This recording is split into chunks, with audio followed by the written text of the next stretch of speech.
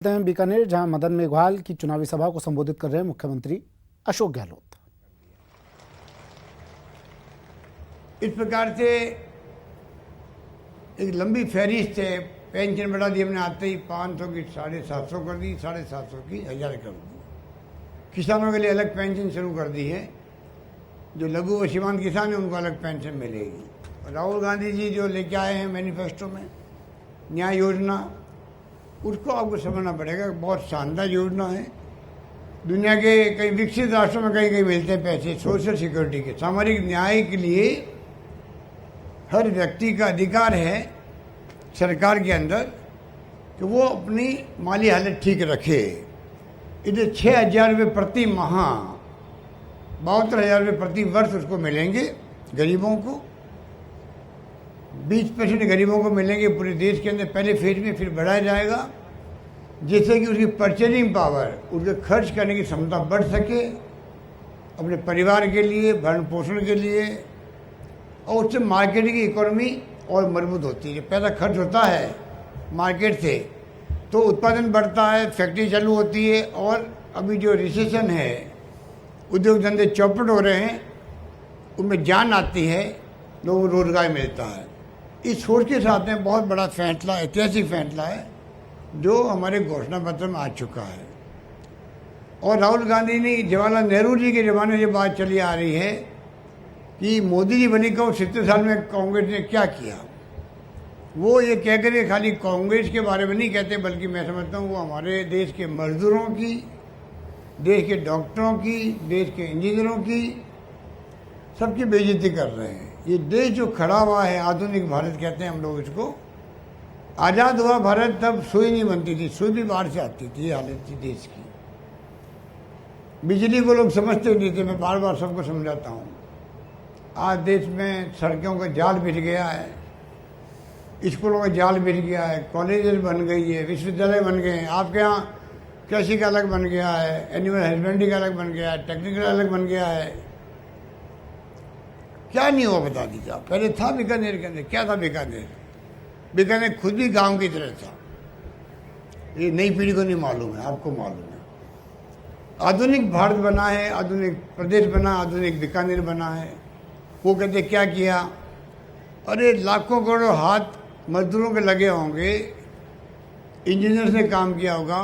पंडित नेहरू ने IIT, IIM, AIIMS सब कुछ उस जमाने में बना दिए थे। आधारभूत ढांचा मजबूत कर दिया, तब उस पर खड़ा देश आत्मनिर्भर है। हम लोग कई बातें एक्सपोर्ट करते हैं जो पहले संभव नहीं था। तो मोदी जी क्योंकि जुमलेबाज आदमी हैं, वो खाली जुमले बोलते हैं, करते कुछ नहीं है, अच्छी मार्केटिंग करते हैं। इसलिए वो अच्छे वक्ता हैं, बोलने में माहिर है। पर झूठ बोलना महापाप है, ये पुरानी कहावत है। तो प्रधानमंत्री को तो झूठ बोलना ही नहीं चाहिए। प्रधानमंत्री को झूठ नहीं बोलना चाहिए कभी। हमारा प्रधानमंत्री जब कोई बात बोले तो वो सत्य के पुट लेके होनी चाहिए, जनता के दिल में घर करनी चाहिए और जनता के दिल और दिमाग को छूने वाली होनी चाहिए। अच्छी बात कही हमें, ये करना चाहिए। ये नहीं हो रहा देश के अंदर। डरावने का, डरा भय का माहौल है, घृणा का है, डर का है। लीचिंग होने के नाम पे निर्दोष के मारे जाते हैं, गाय के नाम पे। लोगों में विश्वास की भावना कम हो गई है, काम धंधे चौपट हो गए, अर्थव्यवस्था चौपट हो गई देश की, कमाई है नहीं लोगों की। 15-20-25 उद्योगपति छोड़ दो, बाकी हालात बड़े खराब है देश के अंदर। आज तमाम विपक्षी पार्टी क्यों कहने लगी कि देश के लोकतंत्र को खतरा है? कोई तो कारण होंगे। कोई तमाम पॉलिटिकल पार्टी, चाहे हमारे विचार आप में मिले या नहीं मिले, पर एक स्वर में बोल रही है तमाम पॉलिटिकल पार्टी, देश की विपक्षी पार्टियां, देश में लोकतंत्र खतरे में है, देश का संविधान खतरे में है और देश खतरे में। क्यों बोलते हैं? कुछ तो कारण है ऐसे। जब आप जिस प्रकार से आप income tax, ED, CBI, judiciary, supreme court, reserve bank of India, कहीं नहीं छोड़ा आपने, सबको कमज़ोर कर दिया। नोटबंदी के हिसाब 2 साल तक RBI दे नहीं पाई पार्लियामेंट को, 2 साल तक। बड़े बड़े वादे किए थे, काला धन लेके आएंगे, अब जिक्र नहीं कर रहे वो। रोजगार देंगे 2 करोड़ नौजवानों को प्रति वर्ष, कोई उस पर कोई बहस नहीं हो रही है, बात ही नहीं करता कोई। महंगाई कम कर देंगे, महंगाई कम करी नहीं। गंगा साफ कर देंगे, गंगा की सफाई हुई नहीं। स्मार्ट सिटी बनाएंगे, एक स्मार्ट सिटी बनी नहीं देश के अंदर। स्किल डेवलपमेंट हुआ नहीं, मेक इन इंडिया हुआ नहीं। तो आपने किया क्या बता दीजिए। विदेशी दौरे करना एक बात है, और विदेशी दौरे में अगर मोदी जी को सम्मान मिला है, वो कहते थे 130 करोड़ जनता का सम्मान है, बिल्कुल ठीक कहते हैं। पर ये नहीं भूलना चाहिए, ये सम्मान 25, 30, 40 साल पहले पंडित नेहरू जाते थे। अगर आप पुरानी फिल्में देख लो तो आप आश्चर्यचकित रह जाओ। उस जमाने के अंदर भी पंडित नेहरू का सम्मान पूरी दुनिया में होता था। इंदिरा गांधी गई थी, उस जमाने के जो मिस्टर रीगन होते थे प्राइम मिनिस्टर, अपनी पत्नी के साथ में खड़े होकर रिसीव करते थे आकर के। राजीव गांधी गए थे तो वहाँ के प्राइम मिनिस्टर रीगन छाता लेके प्राइम मिनिस्टर को, राजीव गांधी को कार तक छोड़ने जा रहे हैं, ये बताया जा रहा है। ये खाली गले मिल लो और हाथ मिला लो, वो इसलिए संभव हुआ क्योंकि आज देश महाशक्ति बढ़ने की तरफ आगे बढ़ गया है 76 साल के अंदर।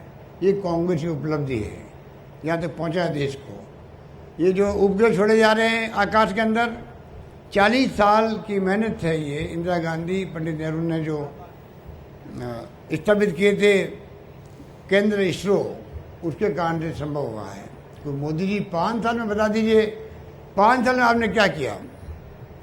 हमने 70 साल में कुछ नहीं किया। मैं आपसे पूछता हूँ, अगर कांग्रेस ने 70 साल में कुछ नहीं किया है तो आप मोदी जी की पार्टी को वोट दो, मैं खुद ही कहता हूँ आपको। और तो झूठ बोलते वो 5 साल के हिसाब नहीं देते हैं, फिर आपको वोट जमा के देना चाहिए कांग्रेस को, इन्हें सफाई कर देना चाहिए लोगों का। ये लोकतंत्र है। आप माई बाप बैठे हुए हो, तय करने वाला आप हो कि भाई किस पार्टी को इस बार सरकार सौंपनी है, कौन एमपी बन के जाए। ये व्यवस्था भी कांग्रेस की दी हुई देश को है। गांधी जी के ज़माने से ही पंडित नेहरू, सरदार पटेल, मौलाना आज़ाद, अम्बेडकर साहब ने बनाया संविधान, उसके अंतर्गत हम लोग चल रहे हैं। जनता को पूछते हैं, उनको हिसाब किताब देते हैं, अपनी बात कहते हैं, हम क्या वादे करेंगे, क्या वादे निभाए हैं, क्या हमारी उपलब्धि हैं, क्या हमारे प्रिंसिपल पॉलिसी प्रोग्राम है पार्टी के। आप सब सुन के फैसला करते हो। वो क्या कर रहे हैं, अपनी उपलब्धि नहीं बता रहे हैं, क्योंकि पोल खुल जाए, गंगा साफ हुई नहीं, ब्लैक मनी आई नहीं, रोजगार दिया नहीं, महंगाई कम हुई नहीं। तो वो क्या करेंगे, सेनाओं के कवच सामने ले रहे हैं, सेनाओं के नाम पे। अरे सेनाओं ने पराक्रम दिखाया, सर्जिकल स्ट्राइक करी, हम उनको सलाम करते हैं। उनका योगदान कोई भूल नहीं सकता मुल्क। पर ये अभी अभी नहीं हुआ है। ये 62 का वार हुआ, कितने लोग शहीद हुए 62 के, चाइना के साथ वार हुआ था। 65 की लड़ाई हुई लाल बहादुर शास्त्री के वक्त में, हम युद्ध जीते थे, कितने लोग शहीद हमारे हुए उस वक्त में। 71 में बांग्लादेश का उदय हुआ, मुक्ति सेना वहाँ की संघर्ष कर रही थी, युद्ध हो गया हिंदुस्तान पाकिस्तान का। हमारे इन जवानों ने, आर्मी, नेवी, एयरफोर्स लोगों ने 93,000 उनके कर्नल नियाजी, क्या जनरल नियाजी और उनके जितने ही कर्नल, जनरल, मेजर और सैनिक, हथियार सबके सरेंडर करवा दिए अपने पैरों में हमारी आर्मी ने। वो टाइम ही देखा है आप लोगों ने। दुनिया में ऐसा कभी नहीं हुआ होगा। मैं तो खुद गया हूँ वहाँ पे बॉर्डर पर, शरणार्थी आए थे, 1 करोड़ शरणार्थी आ गए थे बंगाल के अंदर। बचपन में भी गया हूँ सेवा करने के लिए उनकी, गांधी पीस फाउंडेशन के माध्यम से। मुझे मालूम है कि क्या दृश्य था वहाँ पर। मैं बॉर्डर तक गया, बीएसएफ के मिलने वाले थे हमारे, उनके साथ में वो युद्ध जीता। पर कभी इंदिरा गांधी ने नहीं कहा कि देखो मैंने बहुत बहादुरी दिखा दी है। अटल बिहारी वाजपेयी जी को कहना पड़ा हाउस के पार्लियामेंट के अंदर, ये इंदिरा गांधी नहीं, ये दुर्गा का रूप है, दुर्गा का रूप है, ये कहा। मोदी जी समझते हैं कि ये किसी को मालूम नहीं है, सब भूल गए होंगे पुराने लोग, और नई पीढ़ी को गुमराह करें सोशल मीडिया के माध्यम से। नई पीढ़ी को मालूम है नहीं इतिहास क्या है देश का, कितने युद्ध हुए हैं, कितने त्याग हुए हैं, बलिदान हुए हैं। हमारी प्राइम मिनिस्टर के ऊपर गोली चला दी लोगों ने, सीना छलनी कर दिया इंदिरा गांधी का, खालिस्तान नहीं बनने दिया उन्होंने। राजीव गांधी शहीद हो गए, नई पीढ़ी को मालूम नहीं है। तो आप बताइए कि तो मालूम नहीं है तो सोशल मीडिया का उपयोग के बजाय दुरुपयोग कर रहे हैं। नई पीढ़ी को मालूम नहीं कि सोशल मीडिया का मोबाइल फ़ोन भी, कंप्यूटर भी राजीव गांधी लेके आए थे देश के अंदर, उनका सपना था इसलिए आया है। आज आप जो हाथ में लेके मोबाइल फ़ोन दुनिया मुट्ठी में कर रहे हुए हो, ये राजीव गांधी के देन है, देश को ये नहीं भूलना चाहिए। पर क्योंकि नई पीढ़ी को टारगेट किए हुए Modi ji first time voter को कहते हैं कि तुम लोग श्रद्धांजलि के रूप में वोट दो बीजेपी को। आप बताइए इस तरह की बातें कोई कर सकता है? पुलवामा के अंदर आपकी लापरवाही से वहाँ पर 45 लोग मारे गए, उसका जवाब कौन देगा? शेर ने पहले आपको इतला कर दी थी कि वहाँ कोई घटना घटित हो सकती, तब भी उनको हवाई से नहीं भेजा गया और उनको भेजा गया काफिले में और मारे गए। कैसे RDX आ गया? इतने बड़े रूप में RDX कैसे आ गया वहाँ पर? उसके जवाब छिपाने के लिए आपने ऐसा माहौल बनाया देश के अंदर जैसे आप कोई बहुत बड़ा युद्ध जीत गए हो। कभी राष्ट्रवाद की बात करेंगे, चुनाव आते मंदिर की बात करेंगे। मैं आपको आगाह कर रहा हूँ क्योंकि आपने मुझे तीसरी बार मुख्यमंत्री बनाया राजस्थान में, तीसरी बार। मेरा फर्ज बनता है कि मैं आपको राजस्थान के प्रथम सेवक के रूप में, मुख्यमंत्री के रूप में ये कहूँ कि हालात अच्छे नहीं हैं। नोटबंदी करके लूटा है पैसे को, कोई बड़ा स्कैम किया, कोई सोच नहीं सकता इन लोगों ने। वो तो आने वाले वक्त में मालूम पड़ेगा, अभी जांच हो गई तब मालूम पड़ेगा। सबको लाइन में खड़ा कर दिया, 300 से अधिक लोग मारे गए उसके अंदर। और ब्लैक मनी खत्म हो जाएगी, आतंकवाद खत्म होगा, नक्सलवाद खत्म हो जाएगा। ना तो आतंकवाद खत्म हुआ, ना नक्सलवाद, ना ब्लैक मनी। लाइन में तो औरतें खड़ी रही जो पैसा छिपा के रखती थी अपने पति से भी, अड़िए बड़िए काम आ जाएगा पैसा, वो भी निकाल दिया, मोदी जी ने निकलवा दिया। और लाइन में खड़ा कर दिया सबको। और जिसके पास पैसा था ब्लैक मनी का, वो बैंकों में पीछे के दरबारे में गए, अठेरे ले करके गए, अंदर जमा कराया, नए नोट लेकर बाहर वापस निकल गए। RBI 2 साल तक हिसाब नहीं बता पाई देश को। आना पाएगा हिसाब बता बैंकों में शाम तक, कितना पैसा जमा हुआ, कितना पैसा हमने दिया है, क्या कारण था। अब उनके पास इतना पैसा है कि बांट रहे चुनाव जीतने के लिए पूरे देश के अंदर। चुनाव जीतो ये इनके प्रकरण, साम दाम दंड भेद, ये इनकी नीति है। इसलिए मैं आपको कहना चाहूँगा, कहने को बहुत सारी बातें हैं, आप कृपा करके, हालात बड़े गंभीर है, इस पर आप कांग्रेस को जिताओ। बीजेपी के 4 मंत्री लड़ रहे हैं चुनाव, एक का टिकट कट गया है नागौर वाले का, CR चौधरी जी का, और चारों संकट में हैं। जोधपुर वाले संकट में हैं, बीकानेर संकट में हैं, पाली वाले संकट में मंत्री जी PP चौधरी जी, और जयपुर ग्रामीण वाले संकट में हैं। चारों मंत्री संकट में हैं। माहौल कांग्रेस पक्ष में, मोदी जी खिलाफ में धीरे धीरे वेव चलेगी। आप देखेंगे कि चुनाव आते आते आप लोग सब मिलकर के कामयाब कांग्रेस को करोगे, ये मुझे विश्वास है इस बात का। और ये जो झूठ बोले 5 साल तक, वो एक्सपोज हो चुके हैं ये लोग। ये बातें हमें लोगों को बतानी पड़ेगी। इनकी कथनी में करने में अंतर है, नीति व नीति एक नहीं है। अब राहुल गांधी और सोनिया गांधी के बारे में कहते हैं हम इनको जेल भिजवा देंगे, अगली बार जीतो हमें जेल भिजवा देंगे। अरे भाई, जुडिशरी का काम आप करोगे, कानून अपना काम करे। इस निम्न स्तर पर जाकर के मोदी जी डरा रहे, धमका रहे लोगों को, ये क्या तरीका हुआ? और कहते मैं OBC का हूँ इसलिए मेरे पीछे पड़े हुए लोग, कमाल है। मैं OBC का हूँ तो मेरी जात, पूरी जात को, OBC को, सबको जो है ये लोग बदनाम कर रहे कांग्रेस वाले। ये कोई जाति लोकतंत्र में तो 36 कौम का होता नुमाइंदा। आज मैं खड़ा हूँ, मैं कहूँ मैं OBC का हूँ तो इसलिए मेरे पीछे पड़े हुए लोग, क्या मतलब हुआ? मुझे 36 कौम का प्यार, उनका आशीर्वाद आज 40 साल से मिल रहा है मुझे राजस्थान के अंदर, मुझे गर्व है 40 साल से आपका आशीर्वाद और मुझे मिला है लगातार। मैं जब NSU में था तब से मैं आता हूँ आपके बीकानेर के अंदर। तिलकराज जोशी थे, उनकी डेथ हो गई बेचारा, वो हमारा सेक्रेटरी था यहाँ पर। भवानी भाई शंकर थे, भवन शंकर शर्मा जी थे, उनकी डेथ हो गई, उसमें हमारे वो ध्यान रखते थे, वो सीनियर आदमी थे। तब से मैं आता हूँ। तो आज राजस्थान में मैं मेरे कहूँ मैं OBC का आदमी हूँ, अरे मैं तमाम कौमों का आदमी हूँ, सब जाति सभी धर्म का मैं आदमी हूँ।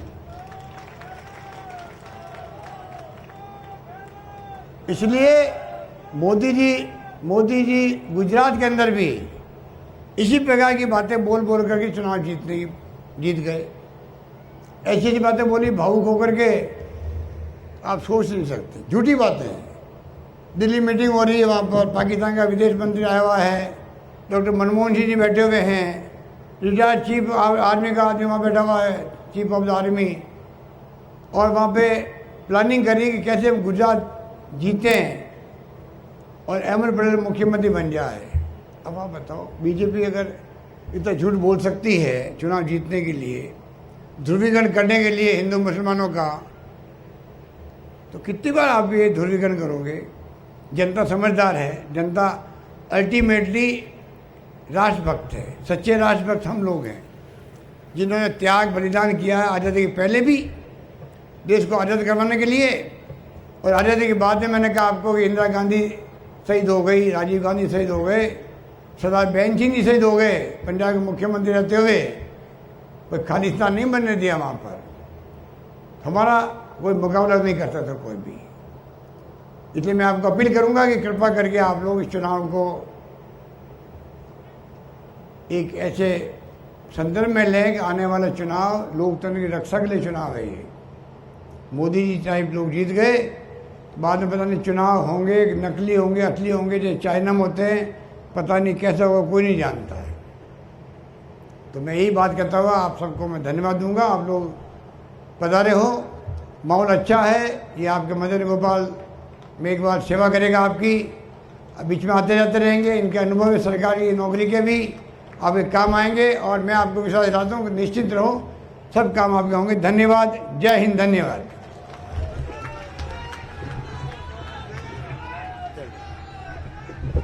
हमारे कुछ साथी अलग अलग दलों में काम करते थे, वो आज कांग्रेस पार्टी सम्मान्य अशोक जी गहलोत साहब और पायलट साहब के सामने कांग्रेस पार्टी की सदस्यता लेंगे। डॉक्टर ललित सिंगारिया, मिट्ठू सिंह जी नायक, प्रभुदयाल जी, रफीक खां जी,